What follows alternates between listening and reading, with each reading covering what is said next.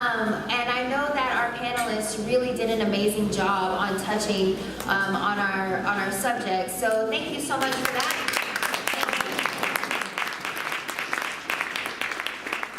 And now we will open up the floor for questions.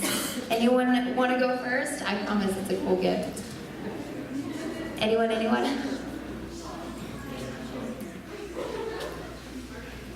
Saw hands, yes.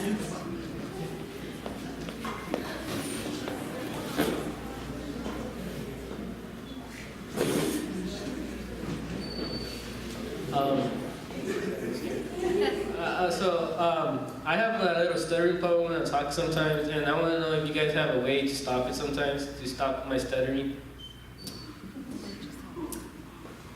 You know, I actually may take this one because I have a friend who does that as well. And to be completely honest, I will be so serious with you, is that she has just accepted. It's a part of who she is. It makes her unique. It's not anything embarrassing or anything to be ashamed of. And you know what? When you're going into interviews, whenever you are in your career field and you're in your position, if you're a great worker and if you've got it down, that stutter, it will become a part of your conversation. It is not anything to try to fix. Just accept it, and it's a great part of who you are.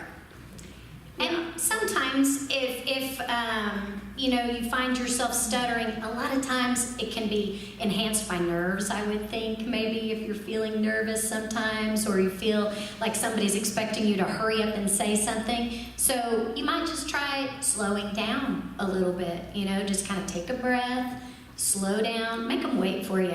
I'm sure you have something good to say, so just make them wait for it.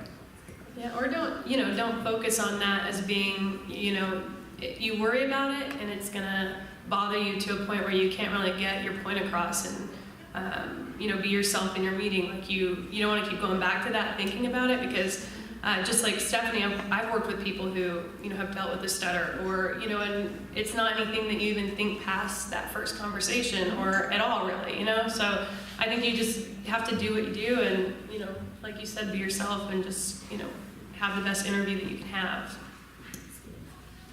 Anyone else? We have more prizes. There we go.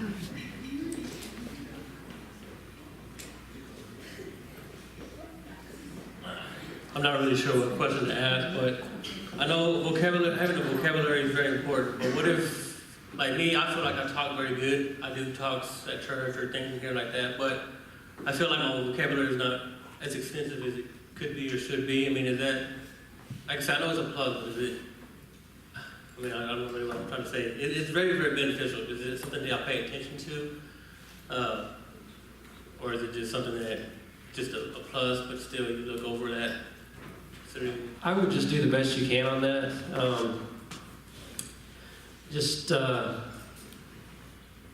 I just don't like slang. You know what I mean? I think people when they're talking with slang, I think they're trying to, because they think it's cool or this and that. But the average person that not everybody's going to be the best at that. I'm not. So I don't think that's as big as issue as you might think, to be honest with you. Just do the best you can, and try the best you can, and it'll get better over time. And I think, no, sorry, you go ahead. No, I was just going to say that vocabulary is something that you can work on, and so when you're going into your prospective field, you want to be up to date with the terminology, and those are all things you can learn. And so I think there are even apps out there that help you learn vocabulary for different types of topics, and that would be something you could do to help you improve if it was something that maybe bothered you before going into an interview or communicating with someone, is to just practice and learn. Alrighty, I think we have time for two more if we've got them. You don't have to bring your microphone over here. I'm not about that. How did you use your major as soon as you got out of college before you started your business?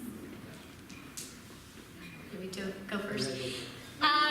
Well, mine was kind of a long way around. I came back to school quite a few times. I came to school here in 1989. That was my first go-around. That's when I graduated. And then I was interested in everything. So I went to 3 different things over in the Creative Arts department, ended up in the Mass Comm, that department. And so right away, I don't think that I really used my degree as you would probably consider, as you're talking about. I used all the things I learned along the way. And I think that's what, they were saying at the very beginning of this when they introduced it, is that no matter what you do, if you are in a field of speech or communications, you are so far ahead of the ballgame, folks, because you are going to use that in every aspect of your life, whether it's in church, speaking to your parishioners or people that you go to church with, or it's teaching a class in Sunday school, or it's going to talk to your child's teacher. All of those things are very important ways that you will use communication. I'm going to be straight honest with you. I don't have a college degree. I don't. I did go to South Plains College, and I just bounced around. I had a lot of fun. I was in the music department. That's where it was. That's what I wanted to go to, but I never did finish. But I tried doing some medical stuff. That wasn't for me at all. But I tried it, and I actually started the limousine business my last year at South Plains College, and that kind of took all my attention away, and just kind of one thing led to another, and I didn't come back the next year. I thought, well, I'll skip a year, and then we're still skipping years, Yeah, I did not ever finish. That's one thing I wish I could say I did, but I didn't. That's how life goes sometimes. But if you're here, don't quit. Don't follow my lead just because I'm here now. Don't do that. I wished I had to say yes, I had this, but I don't. But anyway, that's how life goes sometimes. Yeah, and I think that, you're going to learn a lot of different, things that are going to help you in the long run, within your classes. Like I had started in art, and I went to Mass Comm and thought I wanted to be a journalist. And, it's just, you have to learn like who you are and what you love, and this is what this opportunity is for you guys, is to figure that out before you just jump into working, and I think that, I don't know. I love that, being able to learn a lot of different things and put it into what you're actually going to do when you get out of school and become an adult in the workforce. So. Alrighty, I think we have time for one more if anyone's got it. Okay, if not, Can I say one more thing? Yes. The one more thing I wanted to impart to you, and just overall kind of addresses several of your questions, but people are going to overlook a lot if you also have good eye contact, which goes back to nonverbal communication.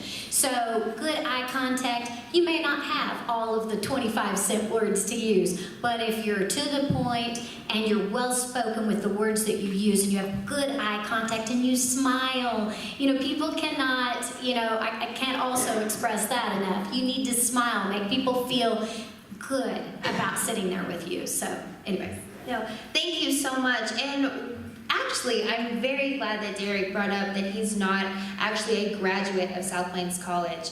The Alumni Association, we're a unique organization. And so if by chance, although I hope you all do get your degree from South Plains College and you transfer out or you go into the workforce, please know that you're a member of the South Plains College Alumni Association. If you've taken any courses, which you are all sitting here now, so yes, you have. If you've taken any courses with us, you are part of our organization and you are a part of the South Plains College family, and we are so proud to have you here and to be a part of your journey. So thank you so much for being a part of the South Plains College family. Thank you for allowing us to be a part of your journey and for helping you just along the way. If you ever have any questions, concerns, need help, with anything at all, please don't hesitate to reach out to us. That's what we're here for. I am just outside, right on the outskirts of campus and at the Alumni Relations Office, and I'd love for you to come by and visit with me and have a Coke, have a cup of coffee with me, and let's just talk about some stuff. So if you ever need any help, know that our doors are always open. We're so proud of you, and we're so excited to see what everybody in this room is going to achieve. Thank you so much for attending, and I hope you had a wonderful time with us today.